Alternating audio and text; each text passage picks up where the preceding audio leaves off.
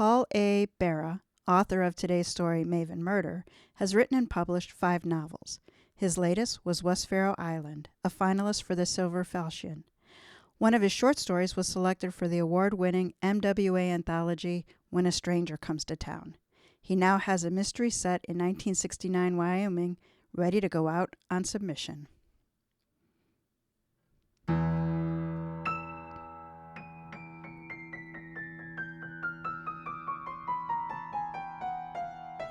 Welcome to Mysteries to Die For. I am TG Wolff, and I'm here with Jack, my piano player and producer. This is a podcast where we combine storytelling with original music to put you in the heart of a mystery. Some episodes are original stories. Others will be classics that help shape the mystery genre we know today. All are structured to challenge you to beat the detective to the solution. These are arrangements, which means instead of word-for-word readings, you get a performance that's meant to be heard. Jack and I perform these live, front to back, no breaks, no fakes, no retakes. Support our show by subscribing, telling a mystery lover about us, and giving us a 5-star review. And mystery readers, check out our print and ebooks. The trade paperback and ebook of Move It or Lose It are discounted through June 2023, the end of this season. Speaking of this season, it is Season 5, Move It or Lose It. This season contains original stories paying homage to the vehicles that propel mysteries forward. A train was the setting for Agatha Christie's famed Murder on the Orient Express. A riverboat then took center stage on Death on the Nile. Cars have been prominently featured in American crime stories with the glory of the getaway vehicle. Then there are the heists, from carriages to trains to armored trucks. For Episode 9, an LCU is the featured vehicle. That is a landing craft utility boat used to transport equipment and troops to shore. This is The Maven Murder by Paul A. Barra.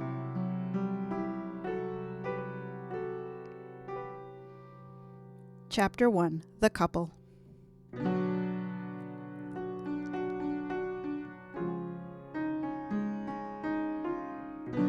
Cynthia Deal had 3 hours and 12 minutes left in her life when she took hold of the forward line to pull it aboard Maven, laughing at the weight of the thick, water-soaked rope as it slithered and then slumped with a splash into North Isle Harbor. She managed to drag it through the water to the pebbled iron deck of the cargo boat. George helped her coil it, and the two of them stood breathing hard with their hands on their hips and watched the dark gap between the boat and the pier widen as the old diesel burbled and coughed beneath them in forward gear. "Reckon we'll manage to survive without Ethel underfoot for 3 whole days?" George asked. "Survive? Shit, Georgie, I'm planning on enjoying the next couple of days without having to clean up after that mangy mud of yours." Cynthia always did that, took a verb out of someone's sentence and used it to emphasize her reply. George had grown used to it over their 40 years of marriage, so he never said anything about it to her. Sometimes he even went so far as to feed her a word. "Well, now, she may be mangy, but she does protect us from harm at least." "Protect," Cynthia said, true to form. "There ain't nothing worth stealing in that old house is what protects us. I wish somebody'd come steal that damn dog is what I wish." "We're still alive, aren't we?" he asked, continuing to push her. "Alive? You talking about that crumbum who whacked Trudy last month? I'm still hoping that was a one-off thing, but there ain't no point in taking a chance. Anyway, the 5 people who worry me the most are with us today on this trip. We won't be hearing no more scare stories, I don't think. Not for a while, anyhow." "You just have to figure out which one the killer is," he said. "One of them was cheating on his wife. I'm thinking that's who stuck a knife in Trudy. Had to be a man alone." "Or the wife of one of them," she said. Thoughts of a killer on board silenced the two of them momentarily. It was as if a veil of evil had fallen over them as the mooring lights of the Maven winked out and only the red and green running lights showed up forward. On cue, the engine roared and the old LCU struggled up to her cruising speed. Cynthia and George watched the dark sea spread herself open before the bow wave, its whiteness brilliant in contrast. Neither could see where they were going, but they knew their scheduled departure was 1 a.m., and their scheduled arrival time at the mainland pier was 5 a.m.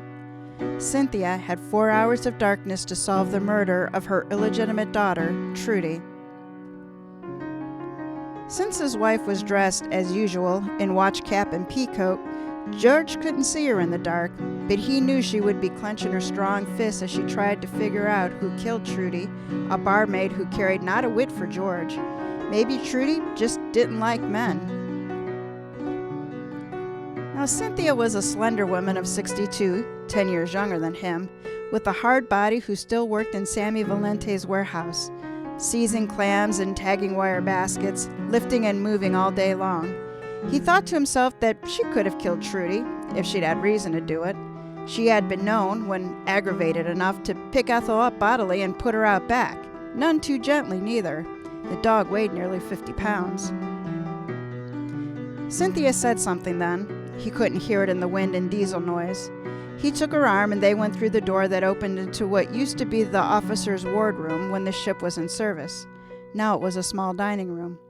They stepped over the watertight frame door and dogged the hatch down behind them. 3 men sat around the table that was welded to the deck in the center of the room, playing cards and drinking coffee. Mutt Harrelson looked up from a pair of sixes in his hand. "There's a pot on, folks," Mutt said. "Help keep you awake for a while." "Keep us awake? Smells like that brew will burn hones and tar paper." "Oh, it ain't that bad," Mutt said. "Put enough sugar in it and it'll sweeten up even you, Cynthia." George didn't think Mutt and Cynthia liked each other much, so he offered an intervention. "Deal me in the next hand, boys.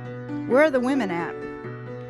Mutt asked for a 3-card draw rather than answer, so his brother Petey scrubbed his fingers through his beard and said, "They're in the main lounge, solving the world's problems." George thought Petey looked ridiculous with that coarse brown hair running halfway down his chest, but he took a chair and said nothing. Cynthia left them to find the wives. "You got enough money to play in this game, George?" Mutt asked. "As long as you're in the game, he won't need much," his brother answered. "Play nice, children," Jasper Crow said.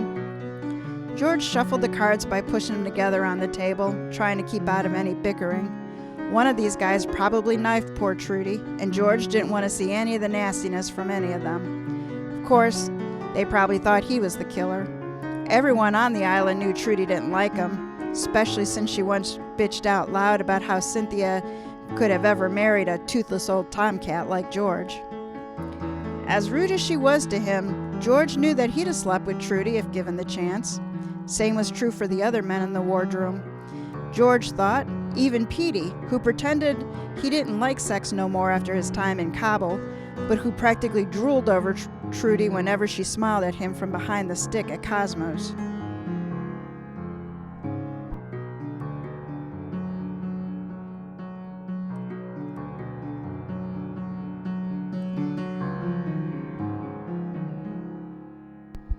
Chapter 2. The Wives. Cynthia found 2 dark-haired women slumped in armchairs and another pouring red wine from a gallon jug into a coffee cup on the built-in counter. The standing woman was Margot Harrelson, Mutt's wife. She offered a drink to Cynthia by raising one eyebrow and drew another cup from the lip shelf. "What are you looking so grumpy about, Cindy? My man hassling you again?" "Hassling? Mutt insulted me, but I'm used to that. What's worrying me is the possibility that the person who killed Trudy is on board this rickety tub, maybe plotting to do another of us before we make it to the mainland." The women all looked at her with their mouths slack. They'd been gossiping about Trudy's death before Cynthia showed up, but how could she know what they were talking about?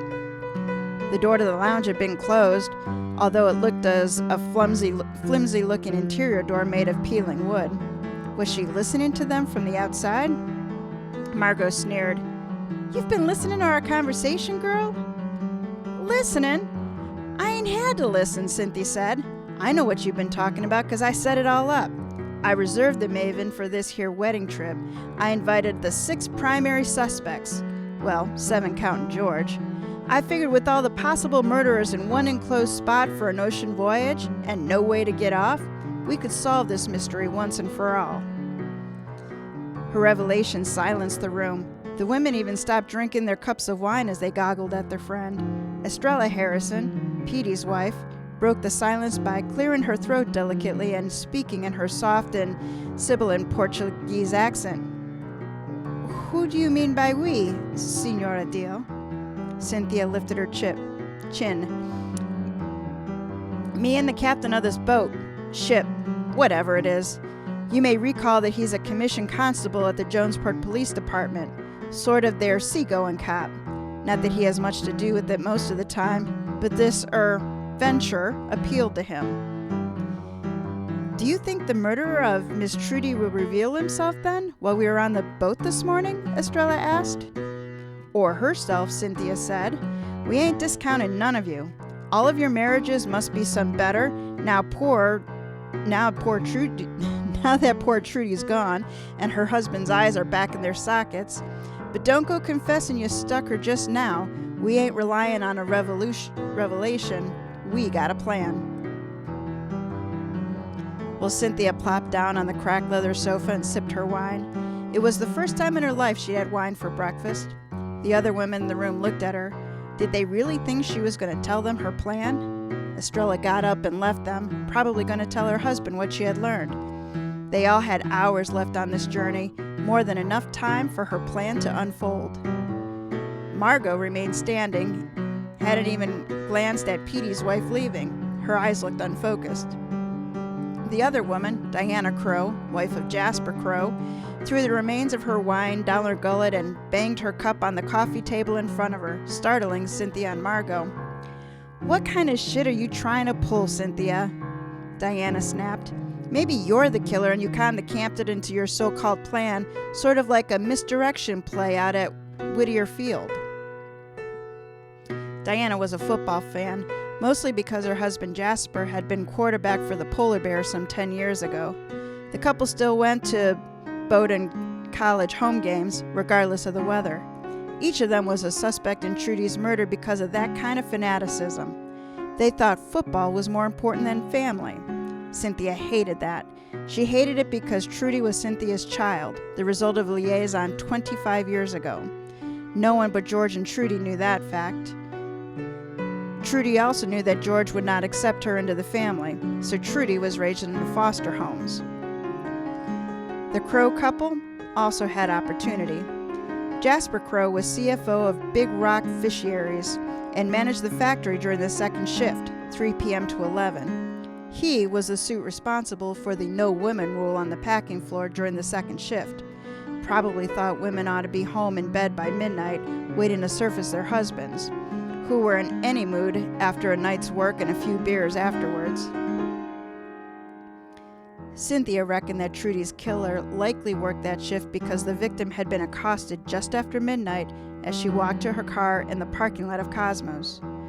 All the customers of the bar that night were factory employees who regularly enlivened the final hour of the joint's operation on their way home at 11 o'clock, at least according to the owner. The cops weren't entirely sure of all the names of those customers because typically Trudy and the other bartender were rushed, everyone wanting a couple or 3 drinks before last call. Nobody remembered any stranger in Cosmos, and it was much too cold that February night for anybody to be waiting outside. Trudy would have asked the owner to escort her if she'd seen an unknown car in the lot once the place shut down. She might have been a decorative barmaid, but she was cautious around the men who'd been drinking. "Misdirection?" Cynthia asked. "I don't think so. You can count me with the suspects if you like. That's fair enough. Somebody on Maven right this minute knifed poor Trudy, is all I'm saying. We'll know a bit more in time." Diana Crow sniffed in dismissal of the other women and held out her cup to Margot Harrelson for more wine.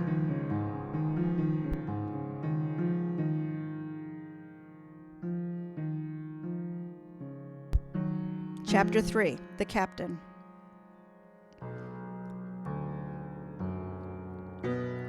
Up on the bridge, it was cold and quiet. Kurt Knudsen could feel the rumbling of the engine below his feet, rather than hear it, and could tell it was running smoothly. So he continued the conversation with his mate, Ivan, scion of the fishing family in Baja California. Well, son of a fisherman. Ivan was familiar with boats, but not with Maine weather. He was bundled so heavily against the early March morning that he looked thick and cumbersome, while in reality he was slender and agile. Knudsen couldn't imagine what Ivan thought of this voyage they were on now.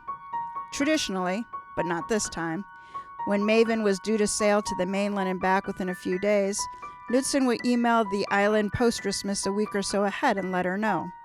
That lady would start a phone tree, and anyone wanting to travel round trip would simply show up at the dock in town. Since a few passengers didn't cost Knudsen anything extra and didn't change his cargo schedule, he didn't charge them for the trip. Sailing to Jonesport was longer than flying, but a lot cheaper. Maven passengers could bring with them anything they could carry. This time, it seemed to Ivan, they carried a lot of fear and suspicion. According to Cynthia Deal, who sent out the sailing invitations for this trip to a wedding of a former islander, one of them was a killer. One I know is not the killer, Knudsen said, but he did not elaborate. He knew Estrella Harrison didn't kill Trudy because Petey's wife was beneath him at the time of the murder, her bedroom eyes closed in ecstasy and her breath coming in short, vocal bursts. Since her husband was inattentive to his lovely wife, Knudsen could not imagine Pete stalking, assaulting, and killing the coarser barmaid Trudy either. What would have been his motivation? Petey did have a bad case of PTSD, though, and the guy like that could do anything in a fit of rage. You think Trudy raped Capitan? Ivan asked. She was not actually raped, Knudsen said, but her clothes had been, disturbed. You know what I mean, Ivan? Rumpled. He made gestures with his hands indicating that the victim's skirt had been twisted and her meager blouse wrinkled. Cosmo Kibitzer, owner of the bar where Trudy worked, reported to the police that she told him she was going out after work that night and had changed to fresh clothes. So, an hombre then? Ivan said. Knudsen shook his head. Not necessarily. The state of her clothing could have been caused by grappling with another woman, like a fight. Trudy was a young, fit woman, though, so it would have taken a strong woman to do her in, you know? Ivan said that he did, but the captain was unsure of how much his mate comprehended. His English was good and getting better every day, but it was a second language. Their conversation was interrupted by the pilot house door banging open and Cynthia striding in. Ivan bowed slightly to her and went below decks to check the engine oil pressure. His grasp of the American language may be incomplete, Knudsen thought, but his understanding of his place in the world now that he now inhabited, well, that was excellent. He knew the captain and the woman called Cynthia wanted to discuss their plan for outing the killer. As Ivan went through the open door, the captain nodded at it without taking his hands from the wheel. Cynthia turned back and closed it. She had a look about her of excitement, as if she had something important to say. He waited. Diana Crow is getting a little uppity, Cynthia said, like she does when she's nervous or worried, and she's drinking a good bit so early in the morning. Knudsen shrugged. Maybe it's the end of the day for her, rather than the beginning. And kind of a late end, ain't it? It's almost 3 a.m. by now. Well, he noted, Jasper does work at night. I guess, she said, seeing his point. He's always in Cosmos after work, too. They even got a little table in back, him and his assistant managers. Knudsen could see Cynthia pull her mind back to the issue at hand. You could be correct there, Skipper. She's still looking suspicious to me. She noticed the way the men looked at Trudy, her fancy-ass husband included. Plus, she's been eyeing those knives you keep in your lounge there. That's something, he agreed. I use a couple of them for cleaning fish I catch off of the fantail when I'm waiting for a vendor. That bear's watching. Bears? Shit, man. Diane and Jasper are sharks, if you ask me. They both hated Trudy because she wouldn't kowtow to them. Well, Knudsen had no answer for that. The plan Cynthia created to winnow down the murder suspects involved using personality traits of men who worked the second shift at the fish processing plant and some of their wives who had no obligations that would keep them from joining the drinkers after working hours at Cosmo's place. That meant no children at home, adequate transportation, and at least some disposable income. The men suspects were Petey, a mental case since he returned from Afghanistan. He was becoming increasingly strange. His brother Mutt, a secretive and handsome man who boldly looked at women other than his wife and tended to ignore people when he felt like it. And Jasper, a misogynist who thought he was a better person than his employees because of his college degree and management position in the Fishery Corporation. Suspect wives included Margot Harrelson, a bitter backbiter who probably knew her husband Mutt was an adulterous pig and Trudy was one of his sows. And Diana, an elitist who disparaged women she thought as lesser in social status to her and Jasper. Both women could see the barmaid Trudy as a threat to their marriage. Cynthia worked diligently and had her 5 suspects in mind in time for Kurt to welcome them aboard the Maven for this early morning voyage. Now, she seemed prepared to cull the prospects she thought acted like possible killers. The Jonesport sheriff had uncovered little in the way of clues to the murder when he investigated Trudy's death. A few dark fibers of the kind that might have come from a sweater, but nearly every man and most women on the island wore a sweater in the winter. There was no DNA on Trudy's corpse. The murder weapon was never found. Cynthia was too nervy to wait through much of a silence, so she left the bridge, saying as she went that she was going to root around a little. The captain hoped she didn't dig up more than she expected. If the actual murderer was on board Maven that morning, he or she could be concerned with Cynthia's probing, and that concern could precipitate a reaction, a violent one, especially if the feisty Cynthia confronted the killer. Knudsen rolled his shoulders and turned and locked the door behind him.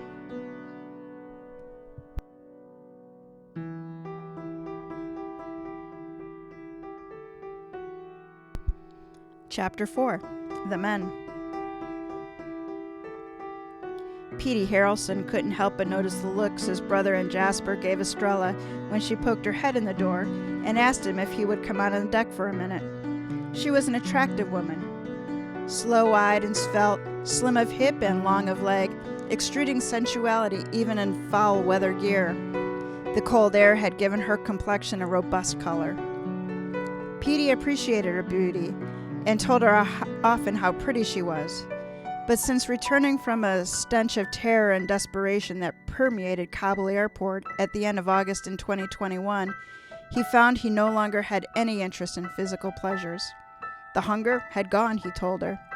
He grew an ugly beard to make himself less attractive. He left the army after 12 years of service and signed on with the fishery in the gutting room.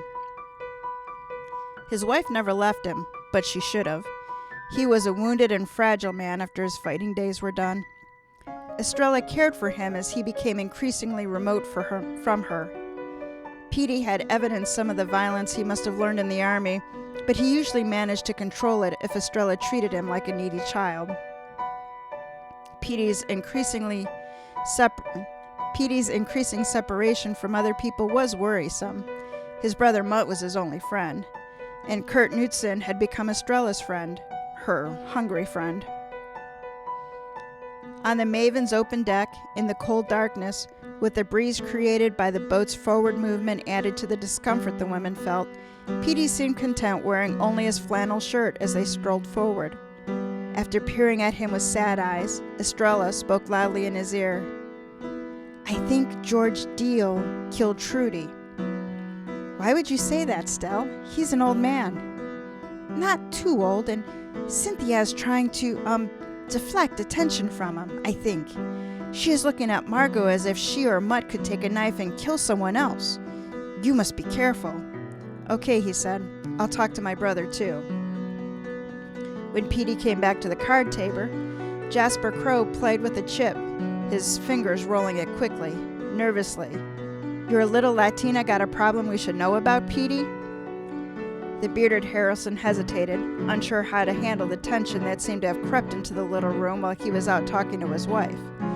His brother looked at him with worry in his eyes. his black sweater and watch cap accenting his pallid skin. George Deal was poised to jump out of his chair, his limbs taut. Jasper's right leg bounced slightly as he moved the betting chip. Oh, it seems Cynthia's been eyeballing some knives Kerp keeps in the lounge. She's afraid one of us is going to use them, Petey said. The men looked at George, their cards forgotten. They knew his wife had planned this trip. She was hoping to flush out the person who killed her friend Trudy a month ago. Now a certain sense of danger had entered the little room. Was one of the men present the murderer? More importantly, would he murder again? You know Cynthia, fellas, George said. She does her own thing. I don't know what she's up to, I swear. He scratched at the white hair under his cap and tried a smile. It didn't quite come off. Jasper Crow looked at the other three men. Look here, fellas. The simple solution is for us to stay together. That way we'll be safe. And we can keep an eye on each other. There can't be any more than a couple hours left before we make the mainland. The others nodded. Then the lights went out. Nutz had called down the voice tube to the engine room when the ship's generator suddenly quit. Yvonne didn't answer. Since the ship's radar had switched to its battery, the captain figured he could make it to Jonesport without the generator back online. If worse came to worse, Maven could lay offshore until the sun came up. It was less certain how the passengers would fare in the impenetrable blackness of the ship's interior and along her external passages. The moon had already set. The stars were hidden under some pre-dawn cloud cover. What mayhem might he find when the lights came back on? Chairs scraped against the floor. Meanwhile, as men moved back from the table in the dining room, George Deal screeched as someone brushed against him. "Don't touch me!" "Relax, old man. I can't see any better than you can." George couldn't tell who spoke. The iron surfaces surrounding them in the room hardened their voices so each sounded similar to the others. He could hear men breathing, then a squawk as the seal of the watertight door was breached. Cold air rushed in, but the night outside was black too, and he could see nothing. The men all had rubber-soled shoes on, or boots, so George couldn't tell if any of them left the dining room. He backed up slowly until his shoulders touched the bulkhead. Then he stood against it without moving or talking. Other bodies were moving around. He could sense them. Then he couldn't.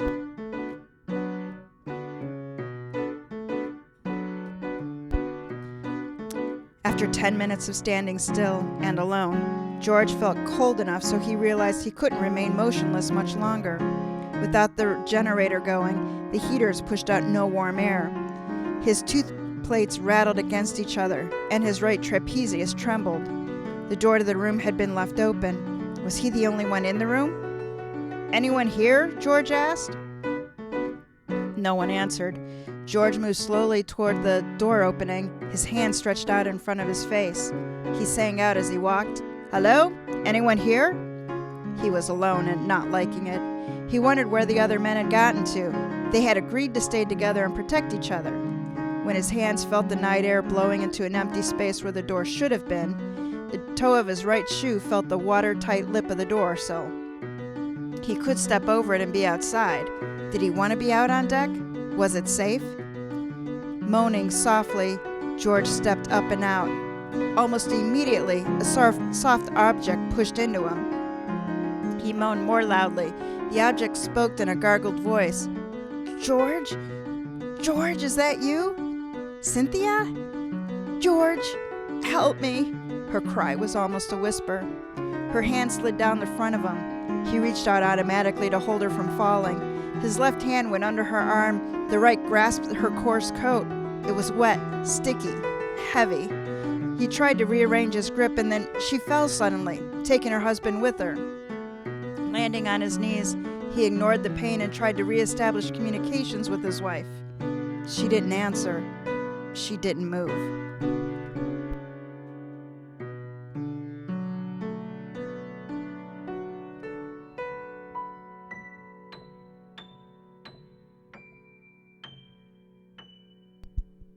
Chapter 5, The Body.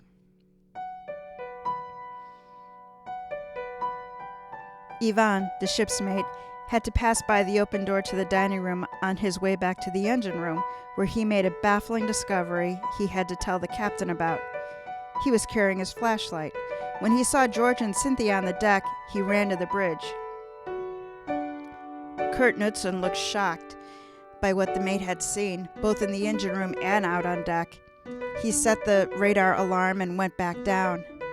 By the time the captain and his mate got to the dining room entrance, Cynthia Deal had exsanguished, had bled out.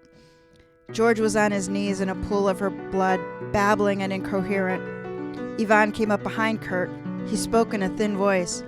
Generator going, Capitan. Soon lights. Ivan looked down at the bloody remains of the woman Cynthia and stepped back into the darkness. Knudsen waited while the generator got up to speed. As soon as the lights came back on in the dining room, he told his mate to guard the body while he called in the incident. Just watch here, Ivan. Don't do anything. Don't touch anything. Well, back on the bridge, the captain saw he had 2 bars on his mobile phone, so he called 911 on it instead of using the ship-to-shore radio. This is Constable Kurt Knudsen from North Island. I want to report a murder. What is your location, Constable? The dispatcher asked. I'm approximately 15 miles east-southeast of Sawyer's Cove Marina on the coastal freighter Maven. I expect to dock as soon as it's light enough. The sheriff deputies will meet you, she said. Please do not touch anything at the crime scene. The dispatcher wanted to pass on more advice and ask more questions, but Knudsen cut her off. He had a killer loose on his vessel and he needed to protect his remaining passengers. First, he needed to get back to where his mate was standing guard over a corpse. Ivan stood in the shadow of the dining room lights. Knudsen saw that George was slumped against the door, shivering and moaning. Cynthia's body was still oozing blood from the middle of her chest. She gripped a filleting knife, one of his, he thought, in her right hand. There was a sheen of blood stain on the blade. As he went to a locker for a blanket to offer George some comfort, Knudsen wondered if she had stabbed herself. Ivan wondered who had thrown the switch that shut the generator. The heavy switch was in a cage, not likely to be activated by mistake. No one was supposed to be in the engine room where the generator was housed except him or the captain. The captain asked him, "You see anybody coming or going from the direction of the engine room, Ivan?" "I see no one," Ivan said. "Okay, go back to the bridge and lock the door. Don't open it for anyone but me." "Where you go?" "I'm checking the living spaces to see what I can find." He found 5 passengers in the lounge, including his friend Estrella. Knudsen nodded to her and addressed them all. He told them about Cynthia and George, asked them to stay together in the room until after they had docked, and to answer any questions the sheriff's detectives would have for them. He had a question of his own. "Does anyone know where Mutt has gotten to?" "Holy shit, Kurt," Mutt's wife Margot said. "You haven't seen him? He ain't made it here yet." Her tone was frantic. It eventuated that no one would admit to having seen Mutt since the generator went down. Knudsen instructed the crowd not to leave the open room and went topside to maneuver his ship into port. The gray dawn sky gave off enough light for him to see as the Maven motored slowly into Chandler Bay and up to Sawyer's Cove. A half-dozen sheriff's deputies and a forensic van waited for her on the main pier. They tied up the wrinkled and battered hull with uniformed deputies crawled out of their beds to duty. 2 detectives showed up in a plain car and immediately began interviewing all of the Maven's occupants, one by one, in the captain's cabin. More deputies searched the cabins of the ships. Murder was a rare happenstance on the northern coast of Maine, much closer to Canada than to the neighboring New Hampshire, so this was an all-hands effort for the Washington County Sheriff's Office.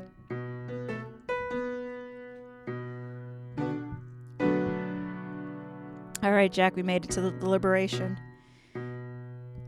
Yay. Sorry about that. I got a tickle in my throat a few times there. All right, I'm going to be honest with you. I'm going to need help. Okay, so, well, instead of solving Trudy's murder, Cynthia joined the mystery. Author Paul Barra is challenging us to solve both murders. So here are the suspects in the order of appearance to help Constable Kurt Knudsen solve the crime. So he is not a candidate. Okay, it ain't Kurt. It ain't Kurt. Good. Okay. Mutt Harrelson, reported to be secretive and attracted to women beyond the missus. He was probably rebuffed by the victim, Trudy. Okay. So I'm going to pretend like I knew what rebuffed means. But for all of the listeners who just heard you say a big word. Shot down. Denied. Shot down, yes. Because, of course, it was the listeners who need that explained, not Jack. Not good old me. Okay. Anyway, keep going. So Petey Harrelson, his brother, is a vet struggling with life since returning from Afghanistan. He suffers from post-traumatic stress disorder, and he has been known to be violent. So it's not him. Too obvious. You got to game it, Ma. Come on. Next is Jasper Crow, an arrogant prick who keeps women and everyone else in their places. Trudy did not respect him. Okay. Okay, now we go to the wives. Margot Harrison, Mutt's wife, is a poison pill who knew that her man was a lecher and that his lust for Trudy was obvious to her. Well, why is the carpet wet, Margot? I don't know, Todd. Am I allowed to quote that? I'm going to have to cut that out. Anyway, keep going. It could be Margot. Could be Margot. Estrella Harrelson, that's Petey's wife, and Constable Knutson's lover. She's the only one with an airtight alibi, so she was with Knutson at the time that Trudy died. Okay. So we have two people who it's not. It's not the Constable Kurt, It is not his lover Estrella. It ain't Estella. Okay. Ain't Estrella. Ain't astronomical. All right. Diana Crow, she's arrogant, just like her husband, and felt it her duty to keep lesser women in their place. Wow, it sounds like it could be her. What a bitch. Anyway, keep going. Okay, so those are our characters. Those are our cast. Okay, give me the clues.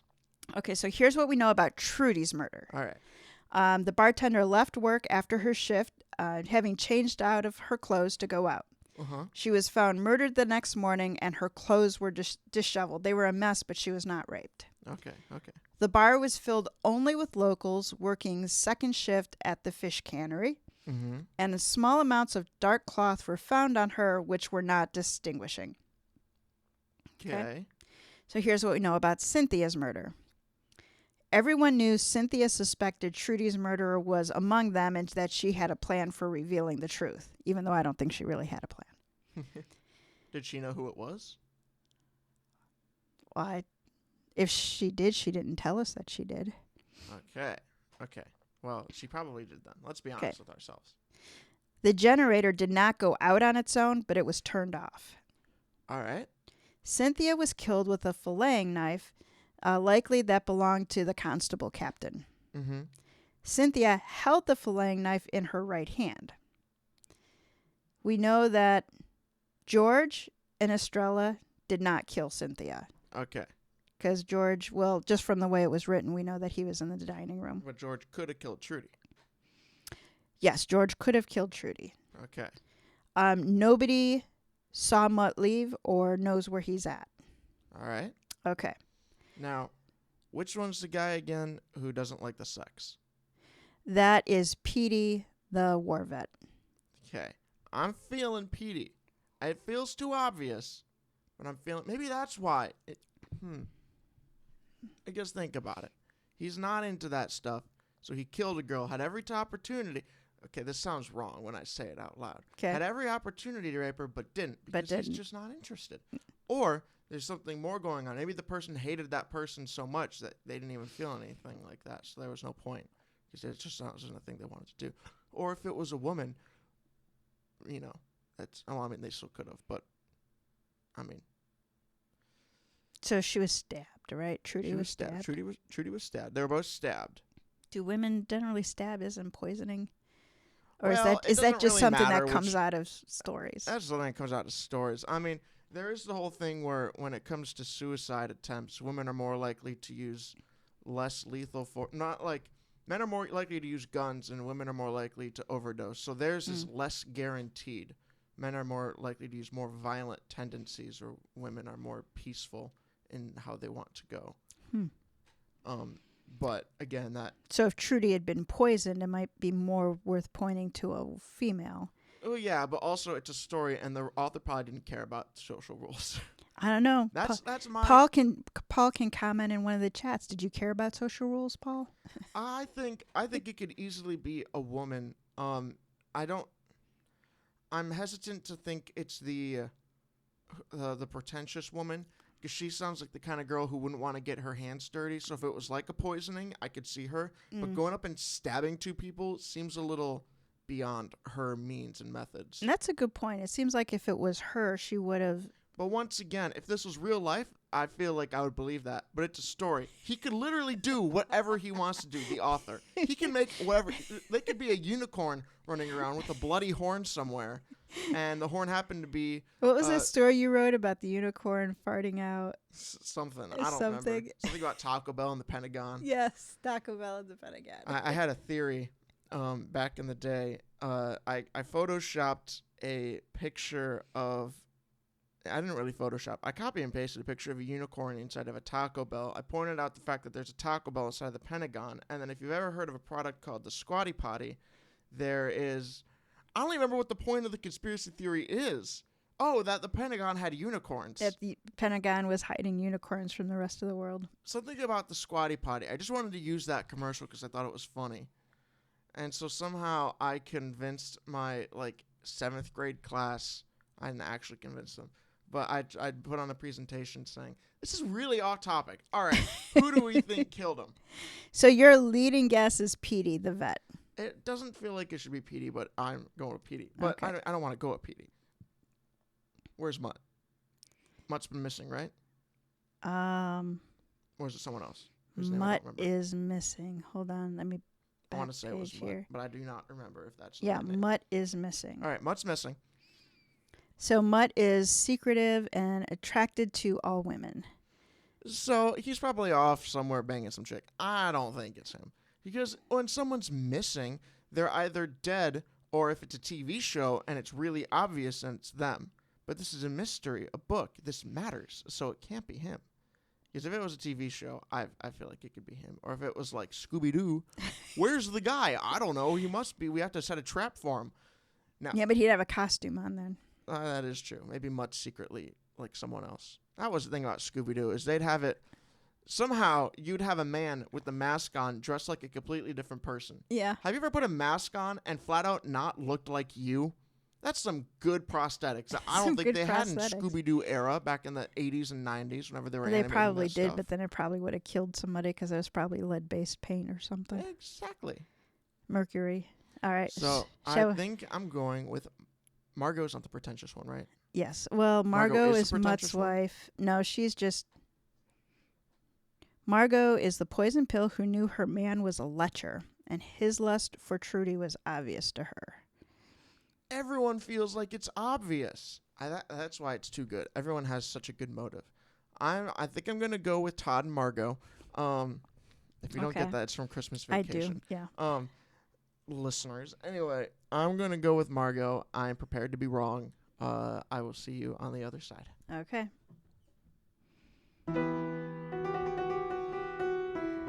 Chapter 6, The Conclusion. It was almost lunchtime when Sheriff's Detective Harry St. Louis assembled all law enforcement officers involved in the Maven case to outline the facts of the murder. The team had enough forensic evidence to conclude that Cynthia Deal, age 62, had bled out from a puncture wound that entered her carotid cavity and nicked her heart. The time of death was approximately 5:13 in the morning of March 3rd. There were no known witnesses to the crime. Her husband, George Deal, age 72, had some of her blood on his knees and his hands. He was admitted to Jonesport General, suffering from atrial fibrillation and the after effects of hypothermia. A guard was posted outside of his room. The weapon that dealt Mrs. Deal was a long, thin blade, probably a knife used to fillet fish, said Detective St. Louis. A knife like that is missing from the rack in the ship's lounge. The knife found in the Vic's hand is also a filleting knife, but here's the thing. The blood on the knife she was toting is not her blood. We don't know whose blood it is yet. The murder weapon has not been found. Kurt Knudsen wanted to speak out and talk again to Yvonne about the generator that had been turned off, causing the blackout that facilitated the stabbing death of Cynthia Deal. You say you didn't see anyone in the vicinity of the generator when the lights went out? Did you look in the fuel locker? You know, the room where we store the cans of diesel? The mate's face lost color and the tip of his tongue flitted in and out like a snake smelling prey. The only time Kurt had noticed signs of nervousness in the man. Ivan had traveled across a desert to get to the U.S., had experienced prejudicial treatment and dangerous, dirty shipboard employment before landing with Knudsen, and must have endured horrors. Yet, he seemed afraid only now. You didn't look in the fuel locker, Ivan? The mate shook his head slowly. Something in there, Capitan. Something or somebody. After a pause, Ivan closed his eyes and said in a hollow voice, Maybe El Charro Negro, a Mexican ghost in black clothes. Reluctant to draw out more terror by interrogating the man further, the captain asked 2 deputies to search one particular locker in the bowels of the ship. They found Mutt Harrelson hiding in the locker, sitting on a 55-gallon drum against the wall, arms outstretched and a thin line of blood dripping from his left sleeve. His mouth was open in a ghastly smile. His right hand grasped a filleting knife. He did not resist when they arrested him.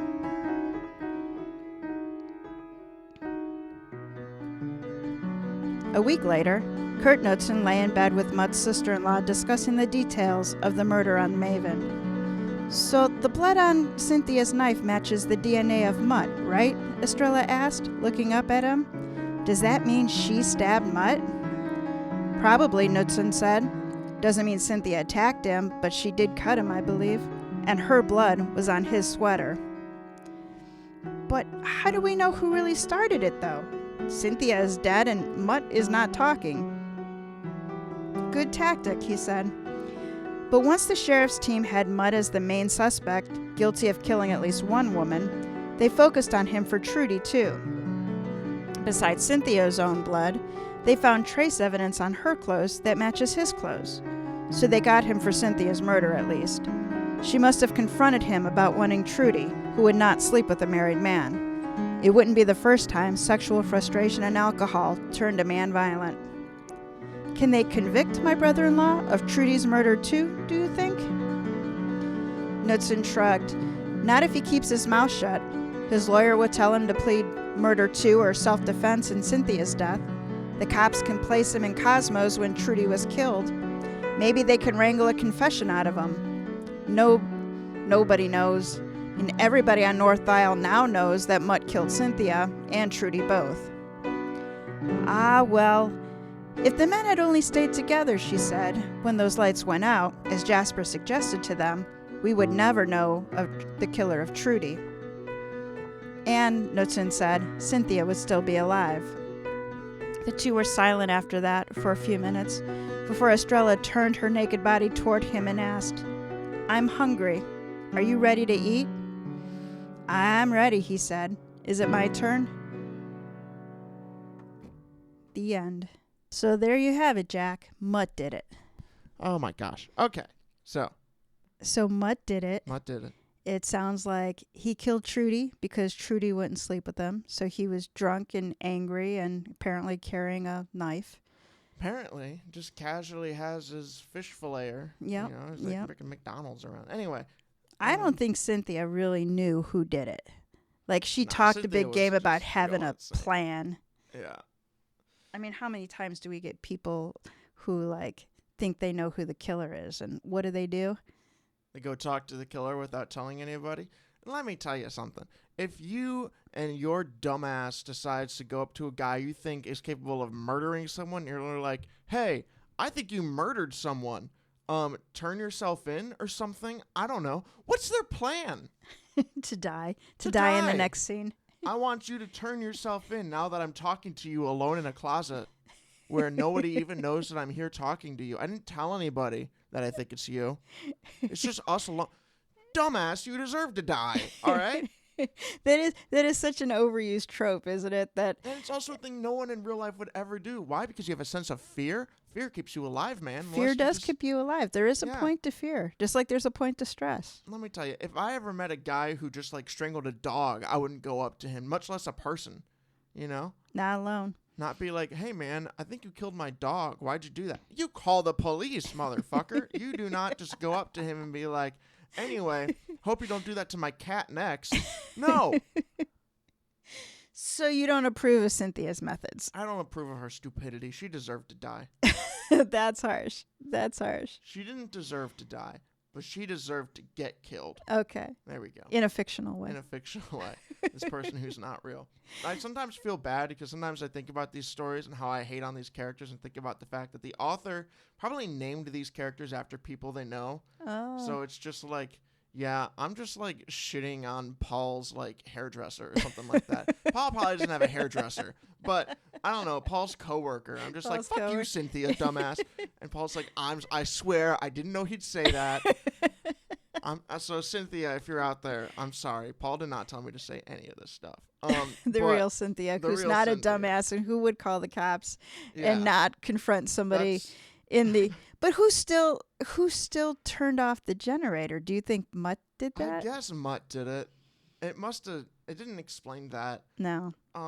It said it turned off and it didn't shut off on its own. Maybe Cynthia did it. Maybe that was part of Cynthia's dumbass plan. Could be, because she didn't tell us what her dumbass plan was. She just claimed that she had one. Did Cynthia attacked him first? Well, we don't know. Theoretically. They both had knives. They both went into a knife fight with a knife. So they both had their own knife? I thought... No, they both took it from... each other. So it was one knife? No. Wait. There was a set of knives in the lounge for filleting. So they belonged to Kurt. So they both had their own knife? But so there was two knives. Anyway. So they both had a knife in... Wait.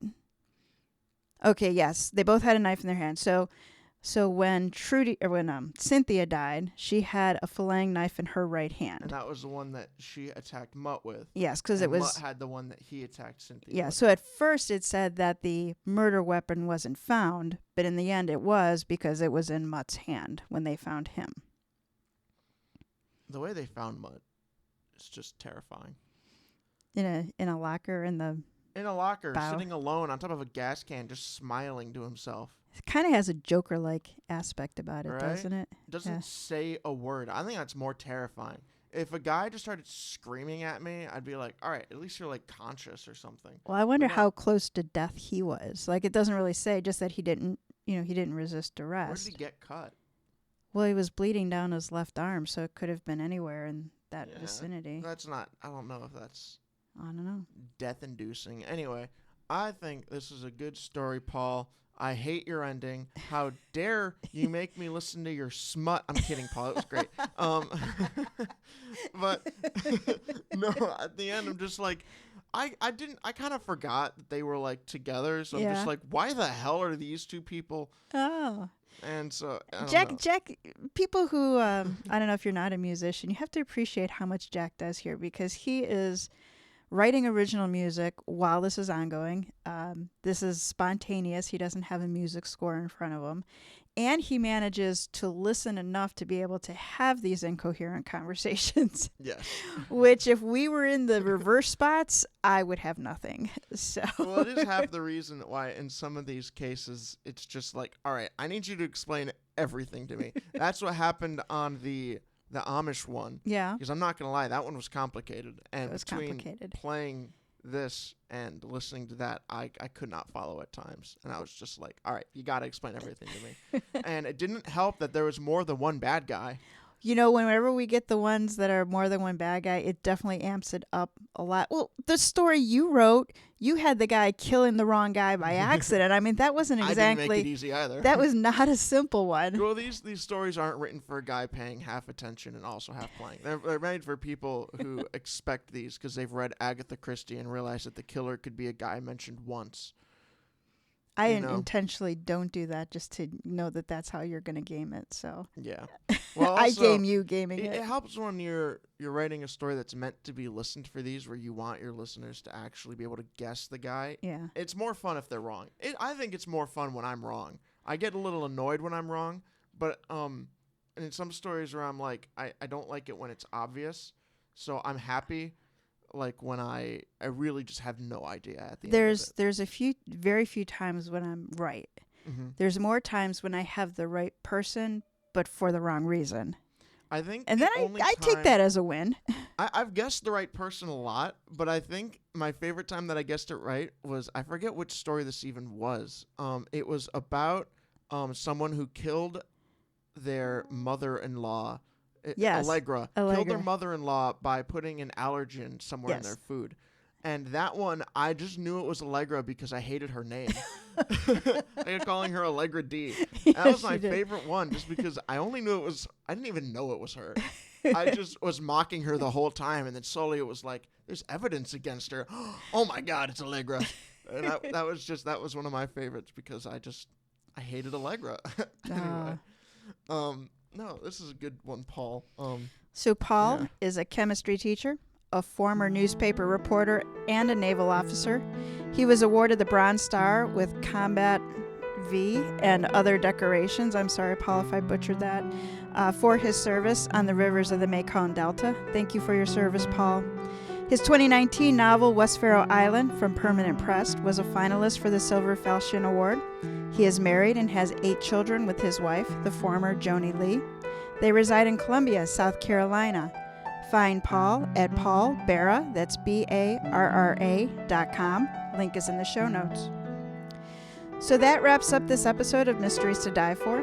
Please do support our show by telling a mystery lover about us, subscribing, and giving us a 5-star review. Make sure to go into the comment section of whatever app you're listening on or on our website and let us know what you thought about Mutt being the killer. You can check us out at tgwolff.com/podcast. Mysteries to Die For is hosted by TG Wolff and Jack Wolff. The Maven Murder was written by Paul A. Barra. Music and production are by Jack Wolff. Episode art is by TG Wolff. All right, Jack, give people a little something to play with in their memory for the next 2 weeks until we're back.